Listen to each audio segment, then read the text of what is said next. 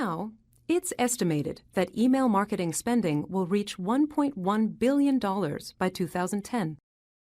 In that time, B2C spending, business-to-consumer spending, will increase by 5% annually to $897 million.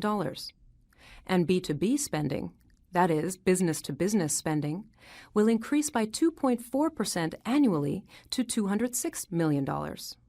So there's a lot of money invested in email marketing, and that reflects the importance companies place on it.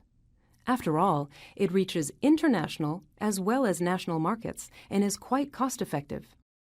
In fact, it's estimated that 80% of retailers use regular customer emails to build customer relationships. But how effective is email marketing? Well, it depends on whose statistics you use. One organization claims that of 44.4 million messages sent, 95.6% were delivered. However, only 28.9% were actually opened. Apparently, making simple changes can increase success rates by more than 50%.